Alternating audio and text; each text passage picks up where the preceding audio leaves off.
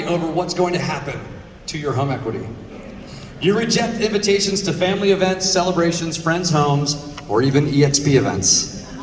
You frequently feel nauseous or have indigestion when you think about a possible recession. You experience heart palpitations when you think about listings not selling in one day.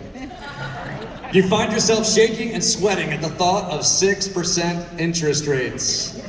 Actually, I created this before they were 6%. So. Yeah. You check inventory levels and days on market more than 5 times a day, just to be sure. All right, so these are actually real statements from a psychologist, right, about the fear of change. I just added a little bit of real estate humor to them, okay? But this is really what people go through. This is what happens when change is out there, why people fear change. So why do we fear change? What is it about change that's scary? The unknown. Uncertainty. Unknown, right? Good. What else? Fear of loss. Yep. What's that? Stability. Yep. It's not their idea. Not their idea, right? They don't have control over it. Unprepared. Pain. Yeah, all kinds of stuff. Embarrassment, fear of failure, rejection. A lot of good answers from this group right here. They're really smart. All the smart people sat in this section. The pretty people sat over here. That was Jared Klein. All right. Not Jared, that was Jay.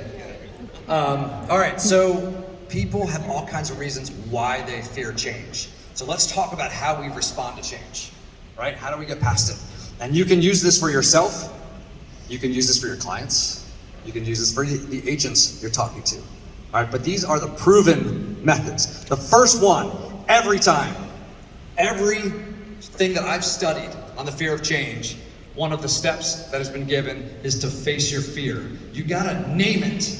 You gotta name it to face it. And change, most people don't actually fear change. They fear the consequence of change, right? It's not change itself. It's the consequence. And all of those things that you guys just mentioned, that's what people fear. But you have to identify, what is it about the change that you're scared about first? And this is a great exercise when you talk to someone and they go, have you ever walked through someone the entire process and shared, you talk to them about their needs. You talk to them about where they are in their business. You look at their splits and their structure and everything else and where they're trying to go. I've got your goals. We did a needs analysis. I showed you what EXP can do for you. And they're like, yeah, I got to think about it. Right? I mean, I've had people who said, you're going to save $150,000 a year in commissions. You're going to keep an extra $150,000 a year in your pocket. And like, yeah, I'll get back to you. Right? What? Right. Change your logo and you're going to make another $150K. You got to think about it. Okay? What is it that they fear? This is something when people are fearful of making that change and they need to think about it. Stop. Find out what they're fearing. Help them put a name to their fear. Once you put it in a box, it's easier to deal with. The second one is don't fool yourself. We all have self-talk. We all have doubts. We all have things we tell ourselves. Anybody here a procrastinator? All right. Anybody here a world-class procrastinator? Right? Like really good at it? We have the stuff we tell ourselves. It's not that we don't want the outcome, but we lie to ourselves and then we believe ourselves. I'm gonna do it later. Just gonna wait until this. Right? We have all the things that we tell ourselves. And we have patterns. We have patterns. So if you listen, don't listen to the negative talk or the bad talk. Stand outside and observe yourself when these things happen. Observe someone you're talking to. See what they say and what they're doing. And then find out, help them see that this is a pattern and it's not serving them, it's not getting them. Hey, have you ever been in another situation where you were considering a change and you told yourself the same thing? Do you think it's likely that it's true both times? Right? It's probably not. It may just be the thing you tell yourself. To give yourself permission not to change. Help them discover that. Number 3, turn off the negativity channel. There are people out there that benefit on making you scared. Yeah, exactly. Click, turn it off. Turn it off. And do you know any brokers from other companies that talk about either A, how horrible EXP is, right? Yeah. Or how hard it is to change companies and how much it's going to hurt their business? Okay, there are other people who profit from other people's fear, right? People tune into the news because they, I always ask, why don't they give all the happy stuff? Why don't they have like puppies on the news and all the good stuff that's going on? It doesn't sell. It doesn't rivet people to the TV, right? If they give all the good stuff. They go, oh, everything's good. I don't really need to watch this. So they have to make you fearful, so you sit there and then they drag it out for 3 hours. The same story without telling you anything, right? But they need you to be worried. They need you to be worried. And so other companies need their agents to be worried. What are they hearing that may not be true? Okay? Help them turn off the negativity channel, and for yourself, turn off the negativity channel. You gotta be believing in yourself. All right, anybody really want to take advantage of revenue share, but afraid to really dive in, to take that step? Thank you for being honest, right? Okay, you are not alone. I'm telling you, I hear that from people all the time. I don't know what to do. I'm not quite sure what to do. What if I fail? What if I look dumb? What if people don't like me? What if, what? Nobody wants to be the person at the party when you walk in that everyone turns around like this and doesn't want to talk to them, right? Okay. Right, exactly. Let me talk to you about your car warranty. Okay, so people tell themselves that's what's going to happen. And Chuck, I heard Chuck said it. He said it so well, right? We have the opportunity to help people. You're giving them a lifeline. You're helping them live a better life. Right? You have to change that talk inside your head that people need to hear from you. They need to hear from you. All right. Oh, and distance yourself from negative people. Right? You've heard that you're like the 5 people that you spend the most time with, right? Everybody's heard that? Yeah. Now, a lot of times you think about that financially. Like who's most successful and everything else. Think about who you hang out with from a mindset standpoint. Who are the 5 people you surround yourself that make you think differently? I'll butcher it if I try to say it, but there's a saying about, to surround yourself with the people who, pour fire on your passions, not water, right? And they see you as smart and capable and amazing. Those are the people you want to hang out with. Because if those people all see you that way, you'll see yourself that way. If they're all thinking positive and they're all seeing there's opportunity, you're going to see opportunity. You're going to think positively. Okay? Surround yourself with them. And little gut check here. Make sure you're not the one that they don't want in their circle, right? You're responsible for what you bring to the environment and to your circle. Be someone that they want in their circle. All right, number 4. Dream big.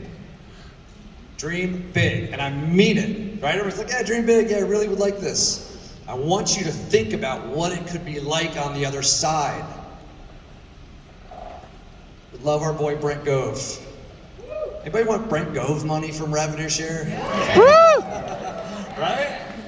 Okay, well, I love Brent, but he's not a superhuman. He's an amazing guy. Yeah, really. Everyone can do it, but I know talking with Gene, I talked with Gene in the early days, and when I talk with Gene, every time I talk with Gene, he was getting ready to get on an airplane, getting off of an airplane, in the car, back and forth, getting ready to go into a presentation. That man flew all over the United States for years, presenting, sharing the story, on Zooms, on phone calls, on his phone. You'd hang out with him, you couldn't hang out with you. Like, what, I gotta do this quick Zoom? Right, I gotta do a quick call. And he did it until he got the results. He worked hard at it. He went and did it. Because he had a big dream. You guys can do it, okay, but you have to feel it. So I've got dogs. I've got some big dogs. We've got about an acre of land, but behind us is a bunch of land.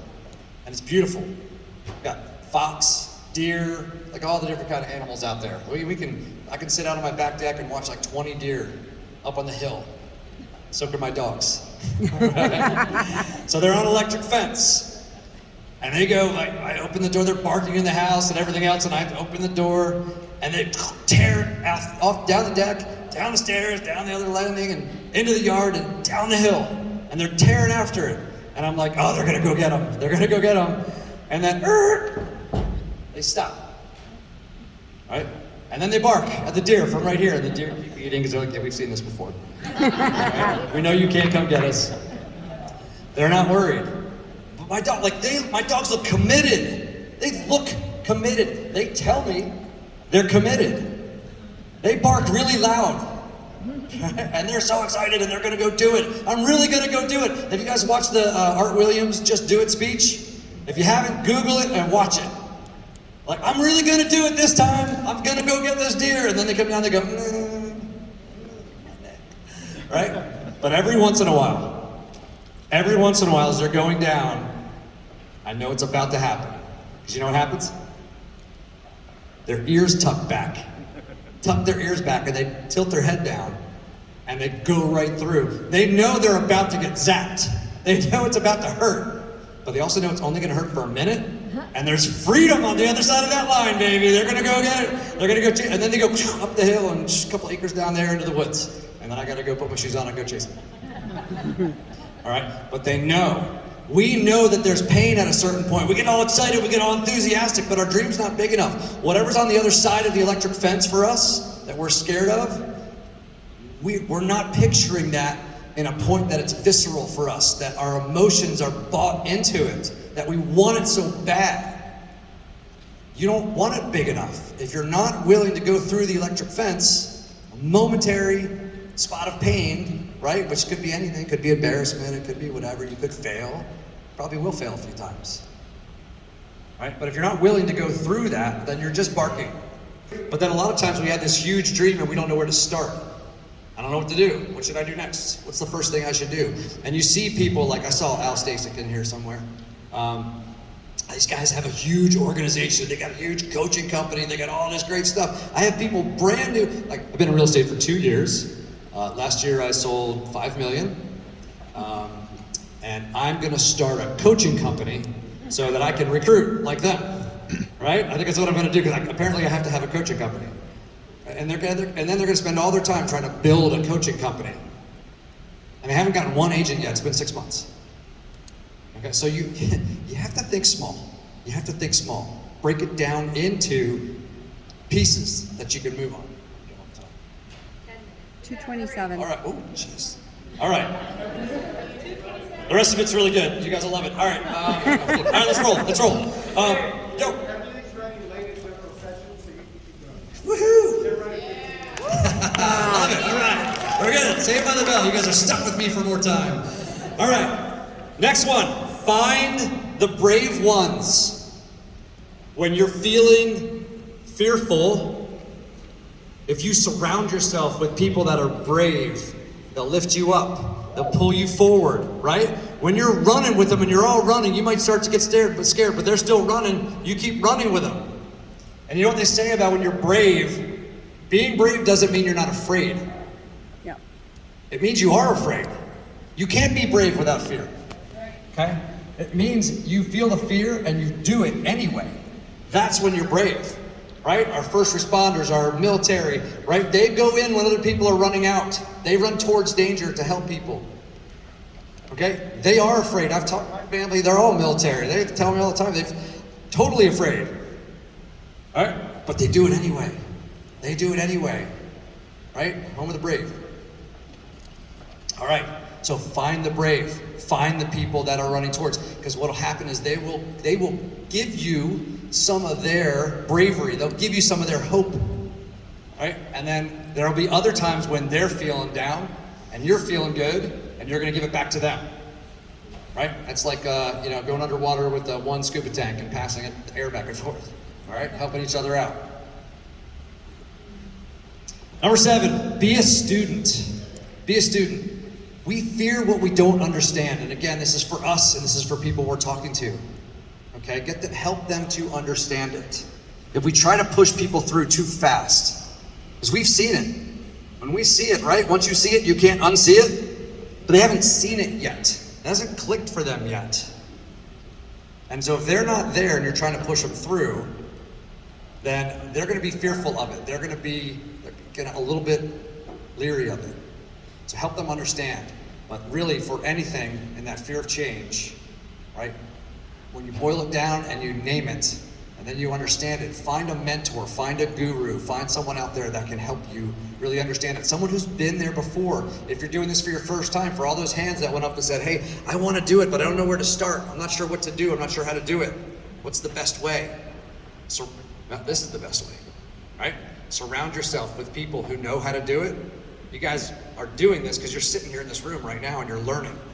But surround yourself. There's so much now. So many of our growth leaders have awesome podcasts and videos and everything else, okay? Study those. Go to the things. Go to the events. Learn, listen, take notes, ask questions. Find people that resonate with you, that are doing things that you think, hey, I could probably do that, right? And then go with those people. Go hang out with those people to learn.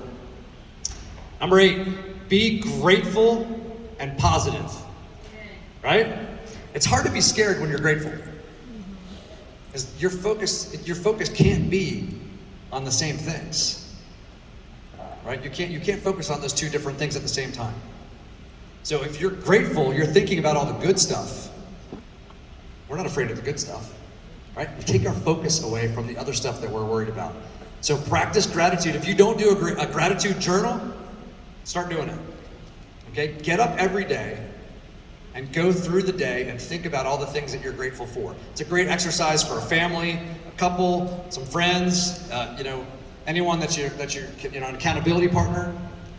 Okay, end of the day, what are you grateful for? Because if someone holds you accountable to thinking about what you were grateful, there are times I get to the end of the day and it's not that I had a bad day, but it's like, hey, so what were you really grateful for today? And I can't think of anything. You know why? Because I wasn't looking for it throughout the entire day. I can't relive it. So you have to be looking for it while you're going through the day. So all day long, just the little check marks. And another thing to be grateful for. That was awesome. Some days I'm just grateful I'm breathing and upright. Right? So what are you grateful for? Keep that journal, but what's really awesome on the days when you get up and you're like, I can't find a freaking thing to be grateful for today. All right? Today sucks. You guys saw my post about my airline fiascos and all that kind of stuff. I wasn't feeling super grateful at the moment. All right? But when you can flip through your gratitude journal and go, man, my life is nothing but good. My life is nothing but good. Everything is good. And you're focused on it and you're tracking on it. But what they say, they say, what you focus on expands. If things always go, don't raise your hand for this. Things always go wrong for me, right? Everything goes wrong. It's just this and it's that. It's one thing after another. And we all have these times in our life. But the more we do that, the more we're looking at those things and the more we're focused on those things, the more things that go wrong we'll see. Yep. Every single day of your life, there will be a ton of things that go wrong and a ton of things that go right. What you see is dependent on what you focused on. Okay? Every day, I gotta tell you, there are a few days that stand out in either direction, but by and large, every day is the same. You have about the same number of good things and bad things happen to you all day. It just depends on where your head is, to what you notice and what registers. So be grateful, be positive. Your attitude will shift and your fear will dissipate. Number 9, take action. Okay, I talked about deer in the headlights. Remember I talked about flat squirrels? Right? The road of change is paved with fearful flat squirrels who refuse to take action. Okay? So that inertia, you guys know the law of inertia, right? Body at rest tends to stay at rest. So you got the boulder, you're trying to push it and it's not budging and you're trying to move it. That's the beginning, right? Anybody still trying to get to 5 FLQAs? It's all right, you can raise your hand, it's okay. Don't be embarrassed, don't be embarrassed, don't be embarrassed, okay? That's okay, that's inertia. It starts out slow, okay? It starts out slow. But you guys are gonna be chasing down Chuck and Angela soon, right? So, it starts slow, but what's the beauty of taking action? You take that first step, okay, and you start to move, and you start to push at it. And it's hard for a while. It's hard. It takes a lot of effort. Don't give up. It takes a lot of effort, but that inertia, the law of inertia that's working against you, one day you hit the tipping point. You hit that critical point where you feel that boulder that you've been pushing inch by inch. All of a sudden you feel like, man, I don't have to push quite as hard. And then one day you kind of like, I'm taking my hands off the boulder and it's still moving, right? All of a sudden, the law of inertia becomes your best friend because the other side of it is a body in motion tends to stay in motion. right? Once you get it moving, you've got inertia on your side. The effort doesn't have to be as great to get the results, and you get bigger results with less effort. And your effort gives you bigger results.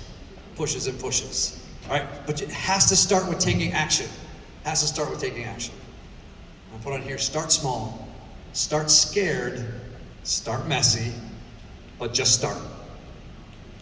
Last one is celebrate wins. Celebrate wins. If you're like me, I'm like, oh, I got a big goal and a big whatever. We accomplish it, we knock it down, and then I'm like, all right, what's next? Right, on to the next one. I'm already thinking about it. I'm already mad because my next step I'm too far behind on. Okay, I'm already mad at myself because I don't, man, I should have had this one already done.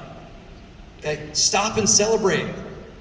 It's amazing emotionally. We do things that make us feel good. We do things that make us feel good about ourselves. And if we don't reward ourselves emotionally and recognize how far we've come and what we're doing, if you're climbing up a huge mountain and you're two-thirds of the way there, but it's a huge mountain, that last third's still really big. And you're looking up ahead of you and going, oh my gosh, I have so far still to go. Stop and turn around once in a while. Enjoy the view. Enjoy how much you've accomplished. Okay? It will give you that energy to keep going through any other hard times up ahead of you. Have you guys heard, it should be Heraclitus. Bugs me when I spell things wrong. You can't step in the same river twice. Right? Things are always changing. You can't stop change. Everything's always changing. The saying is that you can't step in the same river twice. Anybody know the other half of that? Because it's not the same river and you're not the same person. Right? The world is changing around you and you are changing. Change is always happening. So when we fear change, it's kind of silly because change is always happening. It's just the specific change that we're worried about. So when change comes, this is what I'm going to ask you guys. Do you see change or do you see opportunity?